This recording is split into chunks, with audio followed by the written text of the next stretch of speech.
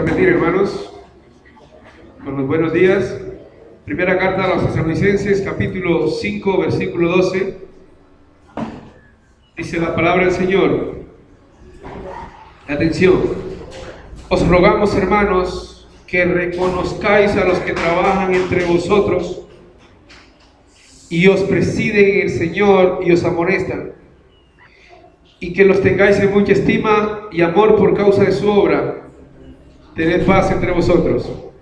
También os rogamos, hermanos, que amonestéis a los ociosos, que alentéis a los de poco ánimo, que sostengáis a los débiles, que seáis pacientes para con todos. Mirad que ninguno pague a otro mal por mal. Antes seguid siempre lo bueno unos para con otros y para con todos. Estad siempre gozosos, orad sin cesar, dad gracias en todo, porque esta es la voluntad de Dios para con vosotros en Cristo Jesús.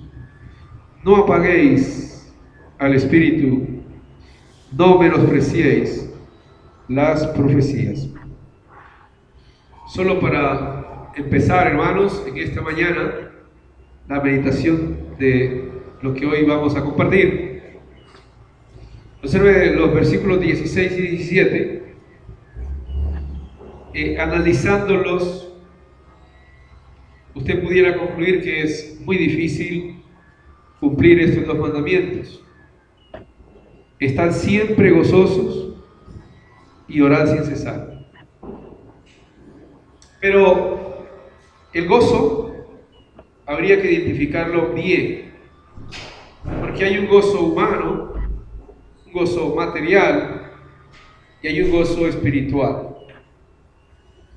El gozo material, que es el que más nos mueve a nosotros, es el que más invade nuestro ser, es aquel que nos produce las satisfacciones materiales. Por ejemplo, un buen empleo nos produce una alegría. Ese es un gozo físico, exterior. El gozo de saber que tu hijo va bien en el colegio, en la universidad, en su vida, es un gozo netamente humano. Pero hay un gozo espiritual. Y este gozo inicia en el hecho de nosotros tener claro de que nuestros pecados están perdonados. Este gozo se nos olvida, se nos va, y por eso cuando viene la prueba, Santiago nos pide: tened por sumo gozo cuando os halléis en diversas pruebas. No, como la prueba es algo negativo, y casi siempre las pruebas afectan lo material, y lo material promueve un gozo humano, entonces al estar tocado lo humano, lo físico, lo palpable en nosotros, el gozo humano se derrumba y no podemos contemplar el gozo espiritual de saber que aún en valle de sombra de muerte, Dios es nuestro pastor. Entonces, el gozo humano, que, repito, es incentivado por situaciones humanas, materiales, es un gozo de momentos. Es saber que mi esposa me quiere, es saber que conseguí lo que me propuse, ¿sí? Satisfacciones humanas. Pero el gozo interno, hermano, va encaminado por lo que Dios genera a través de la obediencia nuestra a su palabra al interior nuestro. Y hoy, aunque no vamos a hablar del gozo, esto nos sirva y nos sirve como introducción. ¿Por qué? Porque es posible que el gozo suyo, simplemente motivado por lo material, esté en cuidados intensivos. Y usted, en vez de ser un cristiano que refleje que Cristo perdonó sus pecados, que refleje que Cristo mora en usted, más bien su hombre exterior, su mujer exterior, manifiesta a los demás que usted está achicopalado, achicopalada, porque hay situaciones en su vida que no salen bien, porque la economía, porque la salud, porque lo familiar y porque otras cosas que me he propuesto no me salen. Entonces está entredicho eso que nosotros llamamos felicidad. ¿Entendieron? Eso que nosotros llamamos felicidad. Entonces vamos a meditar en lo que verdaderamente debe generar gozo en nosotros. Y lo leímos en Hebreos y lo cantamos como último cántico, las promesas. Entonces vamos a recordar algo que mirábamos el día miércoles, solamente un punto de lo del miércoles, en Efesios capítulo 2, versículos 11 y 12.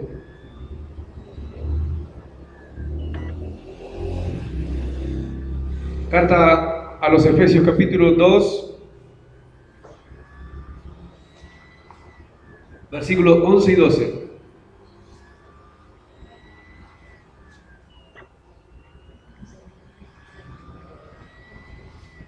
Efesios 2, 11 y 12 dice la palabra: por tanto, acordaos de que en otro tiempo vosotros los gentiles, en cuanto a la carne, erais llamados sin circuncisión por la llamada circuncisión hecha con mano en la carne.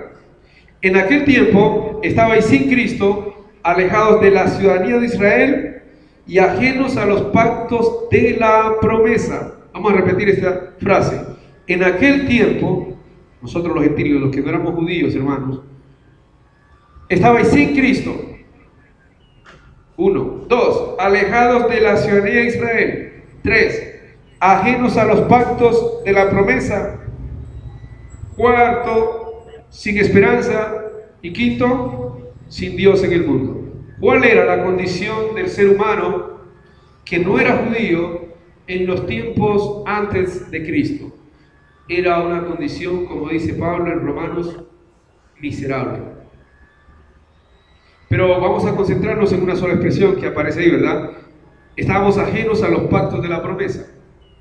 En el Antiguo Testamento hubo un gran pacto, y dentro del gran pacto hubo varios pactos, y todos apuntaban a una gran promesa. Nosotros no éramos parte de esa promesa.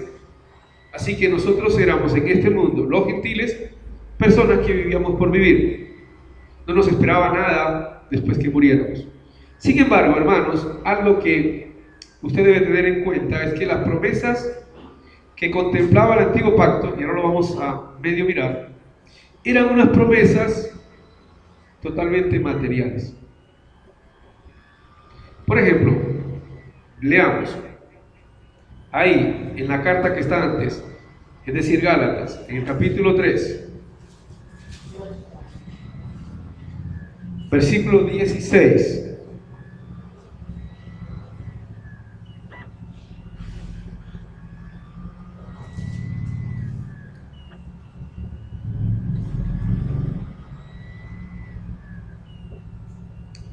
Leamos el 8 y el 16. Gálatas 3, versículo 8 y versículo 16.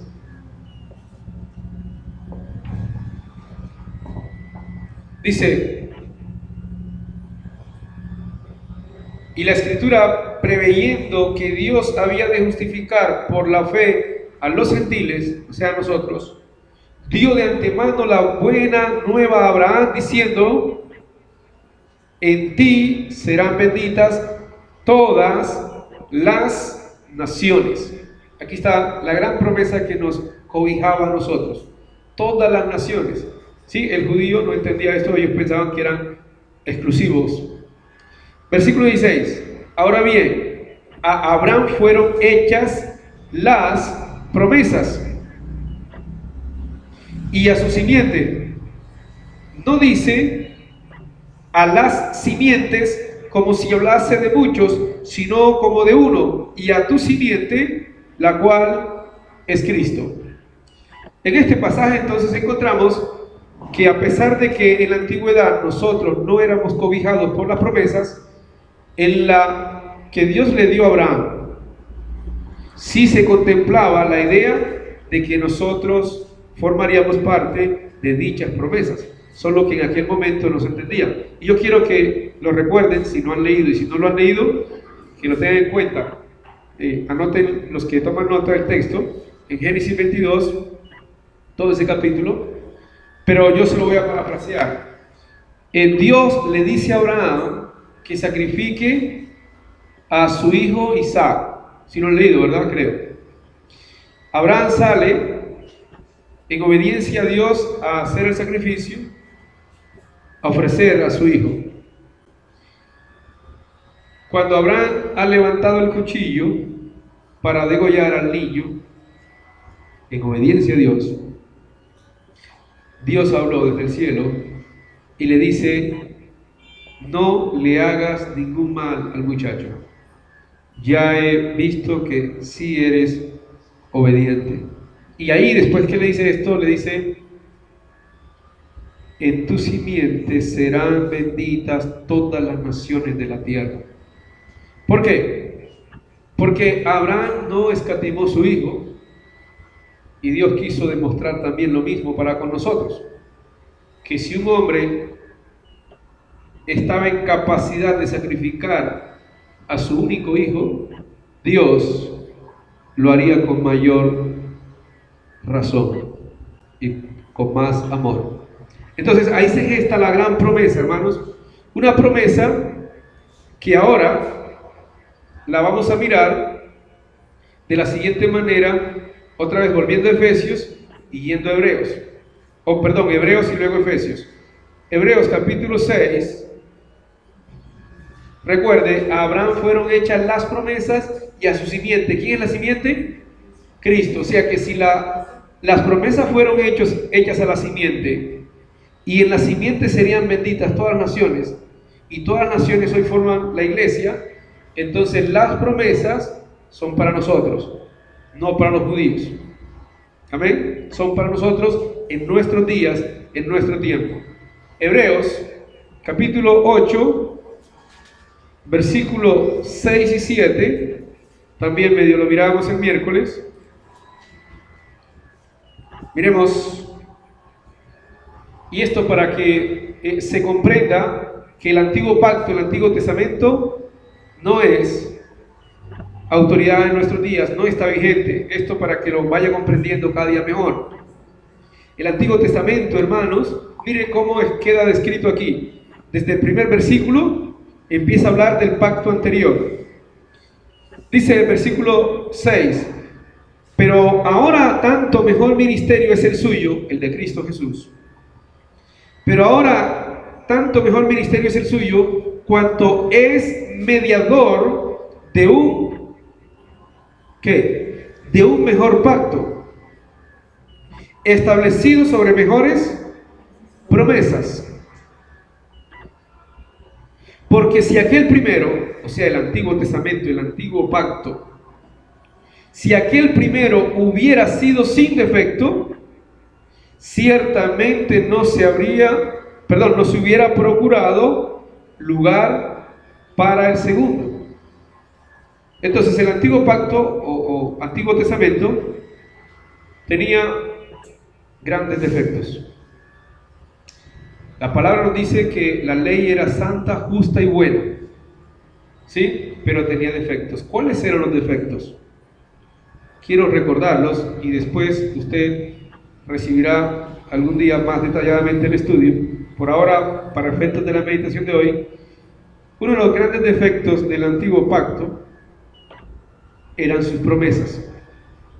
Recuerde que, devuélvase al versículo 6.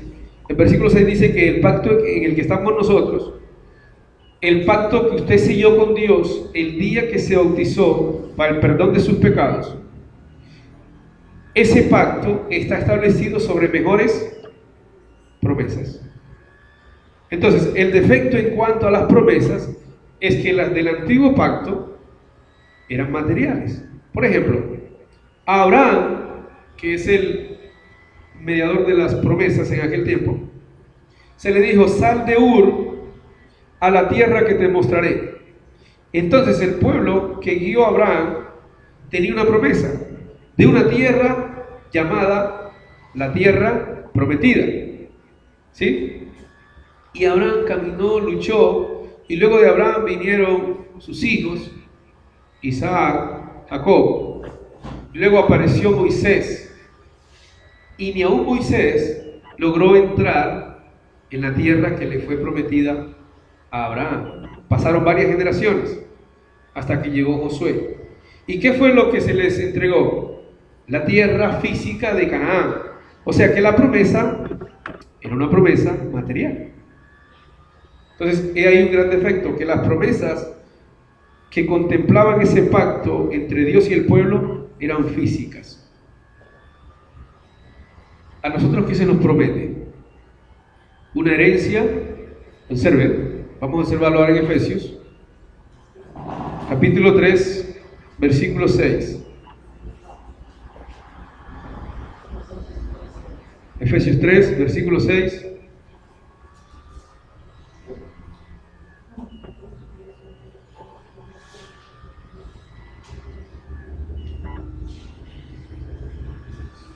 Dice que los gentiles, este era el misterio que estaba oculto según el versículo 5 y que fue revelado a los apóstoles, que los gentiles son coherederos y miembros del mismo cuerpo, la iglesia, y copartícipes de la promesa en Cristo Jesús por medio del Evangelio. La ley hacía herederos, la ley, cuando hablo de la ley hablo del antiguo pacto y el antiguo testamento. La ley hacía herederos exclusivamente ¿a quién? A los judíos. Pero el Evangelio dice que nos muestra que nosotros los gentiles también somos coherederos, miembros del cuerpo y copartícipes de la promesa. ¿Cuál promesa? No es sino nosotros concentrarnos en el libro de Romanos, en el libro del Apocalipsis y en varias cartas, donde se nos habla, hermanos, de algo, en la primera carta de Pedro también, de una herencia incorruptible. ¿Se acuerdan? Primera de Pedro 1, 3 al 5, una herencia inmarcesible, incontaminada, reservada para nosotros, ¿dónde? En los cielos. Vamos a leerlo. Primera de Pedro 1, 3 al 5. Y ahí está la promesa de nuestra herencia. Entonces nosotros los gentiles ahora somos herederos de tantas promesas. Lo tenemos, primera carta del apóstol Pedro, capítulo 1, versículo 3.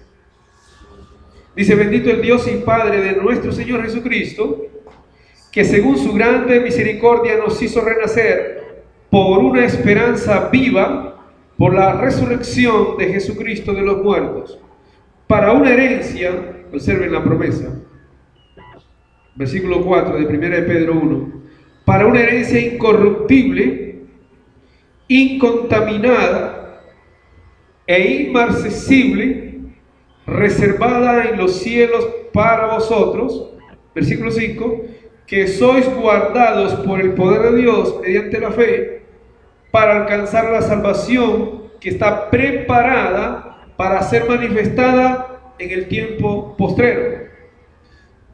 Mejores promesas hay para nosotros. ¿Y en qué consisten esas promesas según este pasaje?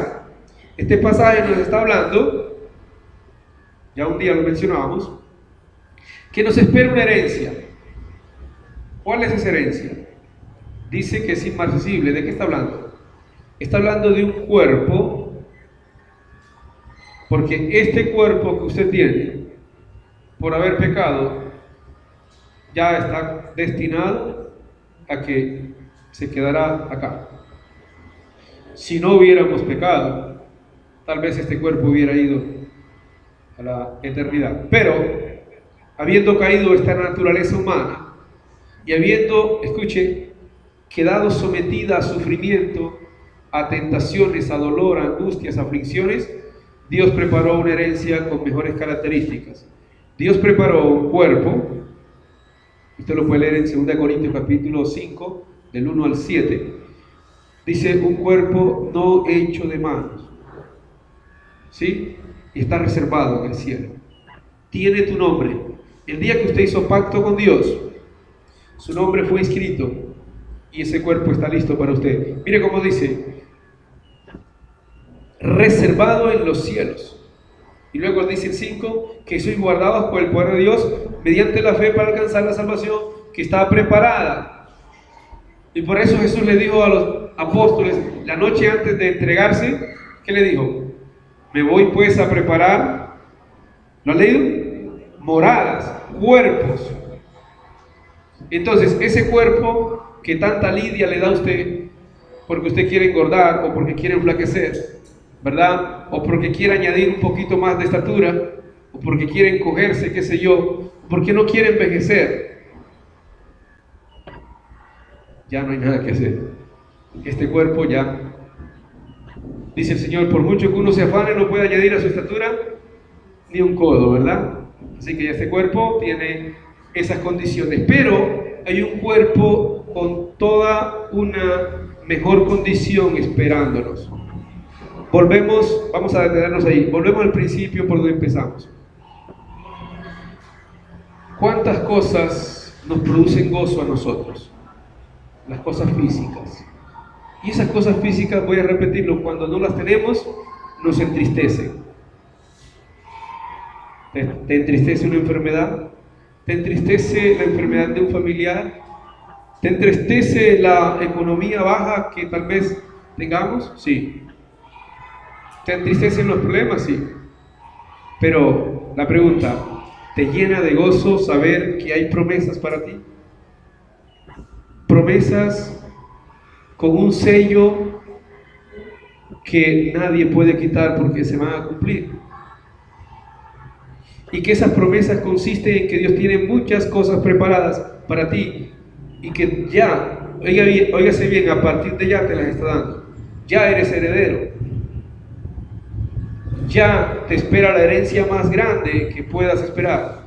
Y muchas veces uno pudiera pelear por una herencia aquí en la tierra que al final de cuentas también quedará a otros y no vas a disfrutar mucho de ella. Y la gente pelea por 4 hectáreas de terreno, por una casa, por una cuenta bancaria, por una pensión. Y se han matado, ¿cuántos, no? Han matado a sus padres, a sus hermanos. Y Dios nos ofrece una herencia donde Él mismo ofreció su vida para que nosotros alcanzáramos esas promesas. Pero volvemos otra vez.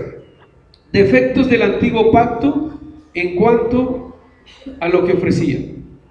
En Romanos, vamos a mirar otro aspecto y luego miramos, hoy de pronto nos gastamos un poco más de tiempo, y luego miramos dónde está anclada todo este potencial de promesas. En el libro de Romanos, capítulo 8, y luego Gálatas, en Romanos capítulo 8, el versículo 3,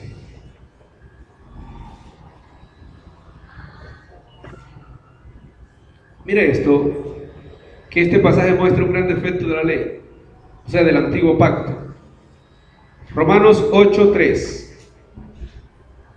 Porque lo que era imposible para la ley, la ley tenía aspectos que no podía resolver para el ser humano. Lo que era imposible para la ley, por cuanto era débil por la carne, Dios, enviando a su Hijo en semejanza de carne de pecado, y a causa del pecado, condenó al pecado en la carne. ¿Qué está diciendo? Mire los grandes defectos de la ley, los vamos a detallar aquí ahora. La ley tenía cosas que para ella, para el Antiguo Testamento, era imposible darnos a nosotros. Por ejemplo, devuélvase al versículo 24 arriba del capítulo 7. Y aquí quiero explicarle algo. Júntelo con el 19 y 20. Vamos a ver 19 y 20. Dice, porque no hago el bien que quiero, sino el mal que no quiero, eso hago. Y si hago lo que no quiero, ya no lo hago yo, sino el pecado que mora en mí. Voy a repetir algo con este pasaje. Este texto ha sido usado para justificar nuestro pecado. Pero este pasaje no está hablando de la vida en Cristo. Este pasaje está encerrado en la idea de lo que era el hombre bajo la ley. Observe el versículo 1 para que lo quede más claro aún. ¿Acaso ignoráis, hermanos? Pues hablo con quién. O sea, con los judíos. Aquí no está hablando con los cristianos. ¿Sí? Hablo con los que conocen la ley, que la ley se enseñorea del hombre entre tanto que éste vive. O sea, mientras la ley estuviera en vigencia, versículo 19 y 20 y todo ese relato, el hombre iba a hacer lo que no quería. Ahora, ¿cómo quedaba el hombre en esa condición? Ahora sí, versículo 24. ¿Cuál era la condición del ser humano bajo la ley? Un miserable. Y la pregunta es, ¿quién lo podía librar de ese cuerpo de muerte? Versículo 2 del 8. ¿Cómo dice el 2 del 8? Porque la ley del Espíritu de vida, ¿cuál es la ley del Espíritu? Es el Evangelio. ¿Sí? La ley del Espíritu de vida en Cristo Jesús me ha... Miren, lo que era imposible para la ley. Para la ley era imposible librarnos del pecado, hermanos. La ley no ofrecía perdón de pecados. La ley no ofrecía el Espíritu Santo. La ley no ofrecía salvación. No ofrecía eternidad. Entonces, vamos a ir retomando las ideas. El pacto en el cual nosotros estamos ahora está establecido sobre mejores promesas. Por eso se quitó el antiguo pacto, porque aquel tenía defectos. ¿Cuáles eran los defectos? Véanlos aquí. El antiguo pacto, la ley, no te prometía perdón de pecados. Si tú pecabas, ofrecías un animal.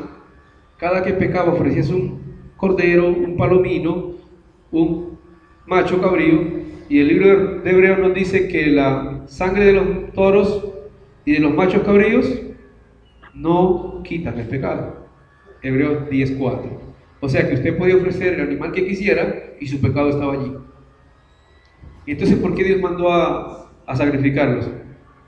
Para que ellos visualizaran lo que sería el sacrificio perfecto de Cristo. Y también para medio calmar la ira de Dios. Pero no eran perdonados. ¿Sí? Y aparte de no ser perdonados, no se ofrecía el Espíritu Santo. El Espíritu Santo es la fuerza para nosotros dejar de pecar. Entonces los judíos tenían un pacto con defectos y que tenía promesas exclusivamente materiales, humanas. En cambio el nuestro, el pacto que Cristo sella en la cruz con su sangre, tiene mejores promesas. ¿Cuáles son esas promesas? Perdón de pecados. Nos suministra el Espíritu Santo, nos da vida eterna y nos tiene preparado ¿qué? Una morada, un cuerpo inmarcesible. Y aparte de ese cuerpo, nos espera una gran ciudad, Apocalipsis 22. Una ciudad, Apocalipsis 20, 21, 22, la santa ciudad de Jerusalén, donde mora la justicia, donde no habrá luz, ni sol, ni llanto, ni dolor. Lo han leído, ¿verdad? ¿Lo han leído? Entonces, esas son las causas que deben generar gozo en nuestro interior. ¿Nos estamos entendiendo, hermanos? Estad siempre gozosos. Uy, hermano, eso como que es difícil. Sí, es imposible. Si usted no medita en las promesas de Dios, cualquier circunstancia de aquí en la tierra lo va a poner triste, lo va a afligir. Porque se quedó sin empleo, porque está enfermo hace una semana, porque hay problemas en la familia, y te achicopala lo humano. ¿Entienden? Por eso Jesús nos muestra el gozo detrás de algo grande que Él tuvo, que luego miraríamos ese pasaje, pero hoy no. Por ahora, hermanos, terminamos esta partecita para pasar a otra. Eso es lo que debe generar en nosotros gozo. Repito que tenemos mejores promesas, promesas de perdón de pecados. La palabra te dice, si alguno hubiere cometido pecado, abogado tenemos para con el Padre a Jesucristo el justo. ¿Por qué? Porque no tenemos un sumo sacerdote, Hebreos 4:15, lo pueden leer. No tenemos un sumo sacerdote que no pueda compadecerse de nuestras debilidades, sino uno que fue tentado en todo, conforme a nuestra semejanza, pero sin pecado. Aparte de que nos perdona, nos comprende, nos entiende, nos consuela, sabe por qué pecamos y te espera con brazos abiertos para perdonarte. ¿No te produce gozo eso, hermano? ¿Es menos eso que una falta de empleo, que una falta de salud, que una falta de problemas? ¿No es menos eso, hermanos, que cualquier angustia en esta tierra? Pues más. ¿Cómo es? Parece que es menos. Parece que estas promesas son menos. Hermanos, hoy uno puede decir, sí, pero esas promesas, ¿a dónde nos llevan? O ¿cómo sé yo que esas promesas se van a cumplir? Le doy dos datos para entrar en el detalle que vamos a mirar ahora, que también lo dejamos iniciado el miércoles. Si usted examina todas las promesas que aparecen en la Biblia, tanto en el Antiguo como en el Nuevo, Dios siempre las cumplió. Nunca falló una promesa. Lo que ocurre es que las promesas de Dios son en el tiempo que Él las cree exactas. Nosotros las queremos en el tiempo para nosotros derrochar, malgastar y después salirnos de la fe. En el libro de Hebreos, que fue donde leímos, en el capítulo, hay un texto pendiente que no hemos leído, en Gálatas, ahorita lo leemos más adelante. En Hebreos, vamos a meditar, hermanos, esta última parte, capítulo 6. ¿Cuál es la fuerza de las promesas de Dios? ¿Dónde está amparado la fuerza del Nuevo Testamento, del Nuevo Pacto, que fue sellado con la sangre de Jesús? En Hebreos 6, versículo 13, quiero recordar que el antiguo pacto y los pactos anteriores tenían como condición, ya que un pacto es un acuerdo entre dos partes, la condición era que si una de las dos partes fallaba, el pacto se invalidaba. ¿Qué pasó con el antiguo pacto? Ustedes pueden ver ahí, vamos a saltar un momentito al capítulo 8 para que entiendan bien la idea. Versículos 8 y 9.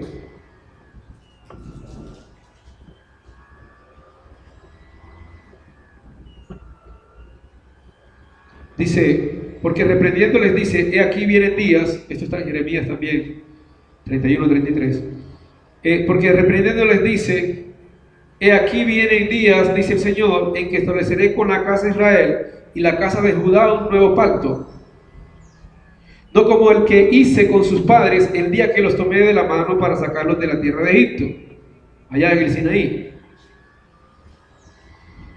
Porque ellos, escuche, porque ellos no permanecieron en mi pacto, y yo me desentendí de ellos, dice el Señor. Entonces, ¿qué está diciendo? Que como una de las dos partes falló, entonces el pacto se cayó. Pero para poderlo terminar, tenía alguien que morir, tenía alguien que cumplirlo para que pudiera pasar. Porque la cláusula del pacto antiguo decía, atención, la cláusula decía que no pasaría ni una jota, ni una tilde, hasta que todo se cumpliera. Entonces, como nadie lo había cumplido, el antiguo pacto seguía en pie. Cuando Cristo vino a cumplirlo. Una vez Él lo cumplió, entonces lo clavó en la cruz. Dice Colosenses 2:14. Una vez clavado en la cruz, hermano, entró en vigencia el nuevo pacto. Observe ahí el versículo 13. el mismo 8 donde está, al decir nuevo pacto, ha dado por viejo al primero, y lo que se da por viejo y se envejece está próximo a desaparecer. En aquellos días cuando se escribió Hebreos, el antiguo pacto estaba desapareciendo ya, ¿sí? Entonces quedó clavado en la cruz. Ahora sí, volvamos al capítulo 6 para que coja mejor la idea. El antiguo pacto, la condición era, repito, que si una de las dos partes fallaba, se caía el pacto. Ahora mire el nuevo pacto, versículo 13.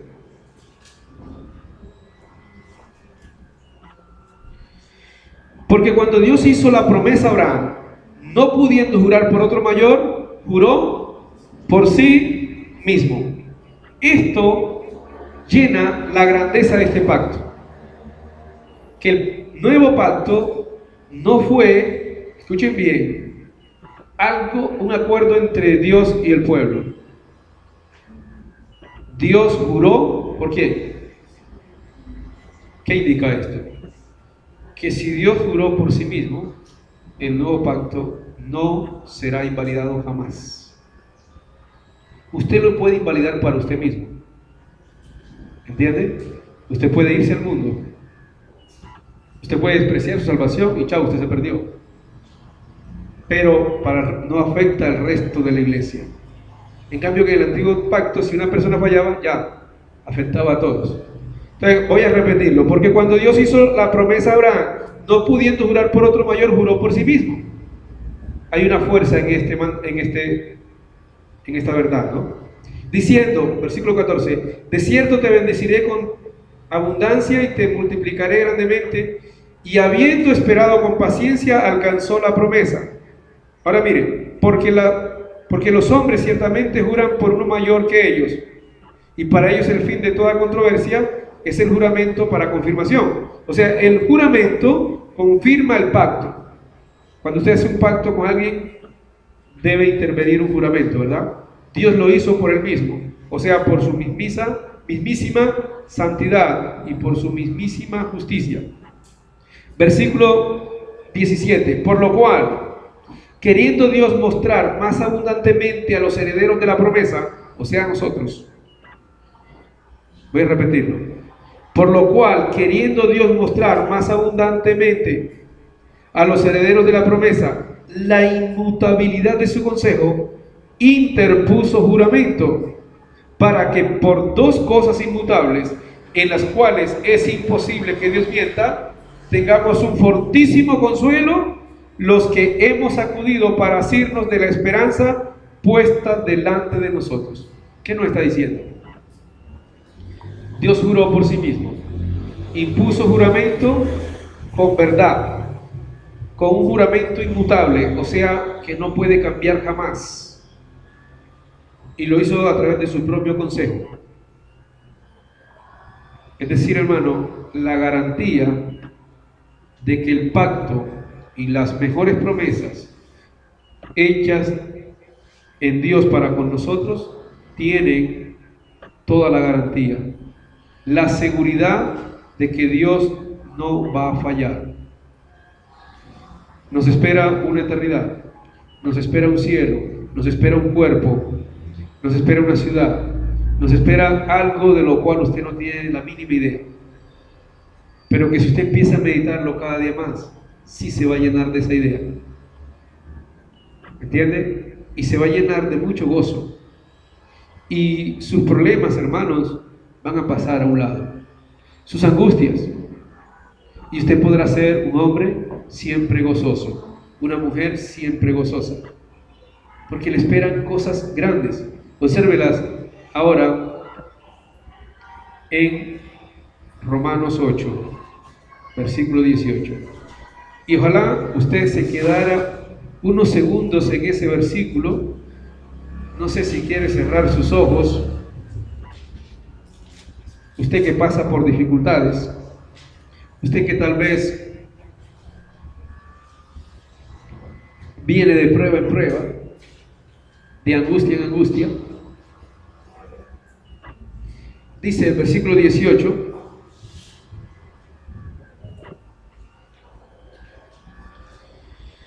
pues tengo por cierto que las aflicciones del tiempo presente, o aflicciones tienes. No son comparables con la gloria venidera que ha de manifestarse en nosotros. Los conflictos de ahora, las angustias, lo que te saca las lágrimas, lo que te pone cabizbajo, lo que te hace ver a veces como amargado, como amargada, mira lo que te espera. ¿Le leemos otra promesa? Mira el versículo 28. Entremos ahora a las promesas. Y pudiéramos hacer una lista larga, hermanos, de promesas. Pero esta del Romanos 8 es... Observe, antes del 28, observe el 17, ¿no? Dice, 16, 17. El Espíritu mismo da testimonio a nuestro espíritu de que somos hijos de Dios. Y si hijos, también herederos. Herederos con Dios y coherederos con Cristo. Si es que padecemos juntamente con Él, para que juntamente con Él seamos glorificados. Versículo 28. Este es un pasaje que muchos a veces nos adjudicamos, pero no hemos entendido lo que implica la grandeza de las verdades que hay ahí. Y sabemos que a los que aman a Dios, escuchen esa condición, los que aman a Dios, ¿qué promesa hay para ellos? Todas las cosas les ayudan a bien. Esto es, a los que conforme a su propósito son llamados. Ocurren un montón de situaciones a nuestro alrededor que, repito, producen tristeza, lágrimas. ¿Saben qué está ocurriendo? Según este pasaje, según esta promesa, alrededor de eso negativo que estaba pasando en tu vida, observa el versículo, hay un bien, hay un propósito y hay un llamado. Tú, por no identificarlos, en medio de la angustia, te pierdes de grandes bendiciones. Porque cuando estamos en medio de la aflicción, pensamos en cómo resolverlo. Si es salud, correr por el médico, pero no correr ante Dios, ¿verdad? Si es economía, a mirar la forma en cómo conseguirla, pero no buscar donde Dios. Si es el conflicto familiar, si es esto, lo otro, no ir donde Dios. Entonces, cuando viene la prueba, a los que aman a Dios debieran concentrarse en que hay un propósito y hay un llamado. Ese llamado es que Dios quiere organizar algo en tu vida espiritualmente hablando. Ese propósito es que quiere perfeccionarte. Pero no es el propósito de Dios que cuando vino la enfermedad o la angustia es resolver el problema. Porque si lo resuelve y tú no logras identificarte con el propósito de Él, no se logró nada. ¿Me entendieron? Si usted no logra saber qué llamado le está haciendo Dios a través de esa prueba y usted simplemente quiere que Dios se la resuelva y empieza a orar para que Dios se la resuelva, Dios se la puede resolver. Pero no logra lo que Él quiere en su vida espiritual.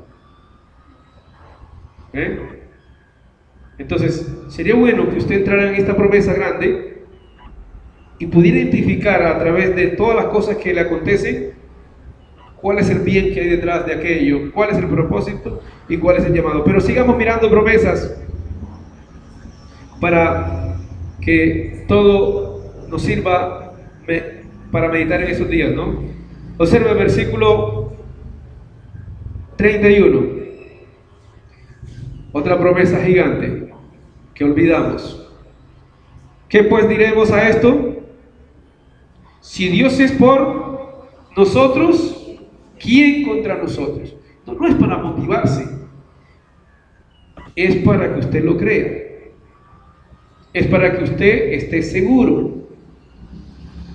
Sí, no es para un momento de emoción. Versículo 32. El que no escatimó ni a su propio hijo. Decíamos, si Abraham no lo escatimó, si Abraham estuvo dispuesto a sacrificarlo, El que no escatimonia a su propio Hijo, sino que lo entregó por todos nosotros, ¿cómo no nos dará también con él? ¿Qué cosa? ¿Aló? ¿Cómo no nos dará también con él? ¿Qué cosa? Todas. ¿Hay alguna cosa que Dios no te pueda dar? Bueno, tal vez la que no te convenga, ¿no? Versículo 30. ¿Estamos dónde? Estamos en el 31. Vamos al 35. Una pregunta para ti. ¿Quién nos separará del amor de Cristo? ¿Tribulación, angustia, persecución, hambre, desnudez, enfermedad, peligro? Versículo 38.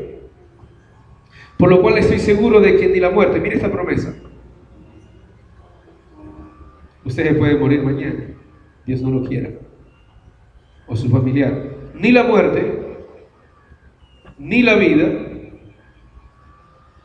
ni ángeles, ni principados, ni potestades, ni lo presente, ni lo porvenir, ni lo alto, ni lo profundo, y no existe nada en este mundo, no existe nada en este mundo que te pueda separar del amor de Dios, que es en Cristo Jesús. Hay un problema tan grande que supera el amor de Dios y que tú digas, ya Dios me abandonó. Lee este pasaje cuando te encuentres en esa situación. Y ahí pudiéramos leer todo el Nuevo Testamento, está plagado de grandes promesas, porque el pacto en que estamos está establecido sobre mejores promesas. Y esas promesas están ancladas en la inmutabilidad del consejo de Dios cuando interpuso juramento. ¿Juró por quién? Por Él mismo. Así que está garantizado de que te va a cumplir, hermano. Si tu gozo ha flaqueado, es un gozo humano. Si el deseo de seguir a Dios, de perseverar, flaquea por momento, son situaciones humanas las que logran esto en tu vida. Porque no hay nada espiritual que logre hacer efecto en tu vida. Un dolor de cabeza te impide perseverar. ¿Qué te impide, hermano, perseverar? Dice, por eso aquí el texto de Hebreos para terminar. Vamos a ver en Hebreos y terminamos. Capítulo 6, ¿no?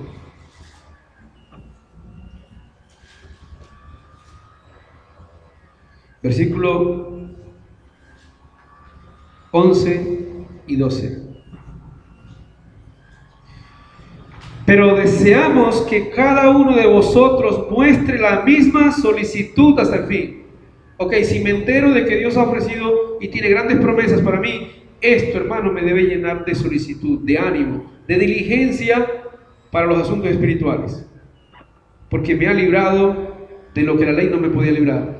Me ha dado las promesas que el antiguo pacto no me podía dar. Voy a repetir entonces. Pero deseamos que cada uno de vosotros muestre la misma solicitud hasta el fin, para plena certeza de la esperanza. ¿Cómo demuestro yo que estoy convencido de la esperanza que tengo en la promesa que Dios me dio? Siendo solícito. Versículo 12. A fin de que no os hagáis perezosos. En el campo espiritual está hablando aquí. A fin de que no os hagáis perezosos. ¿Cuántos perezosos espiritualmente en esta mañana acá? Que amonestéis a los ociosos. Empezamos leyendo por ahí, ¿verdad? En 1 Tesalonicenses. ¿Cuántos perezosos espiritualmente? Ninguno, ¿verdad? A fin de que no os hagáis perezosos, sino imitadores de aquellos que por la fe y la paciencia, ¿qué? Heredan las promesas. ¿Tenemos promesas? ¿Tenemos garantías de que se van a cumplir? Sí. Entonces seamos diligentes. Seamos diligentes, hermanos, y tengamos paciencia y fortalezcamos nuestra fe. Seamos diligentes en los oficios que requieren nuestro espíritu. Y las promesas de Dios, diarias, presentes, continuas y eternas, se están cumpliendo, se van a cumplir y se cumplirán. No hay la mínima posibilidad de que Dios te falle, de que Dios no falle, porque Él juró por Él mismo. Y es imposible que Dios mienta. Que Dios nos bendiga, hermanos. Vamos a orar.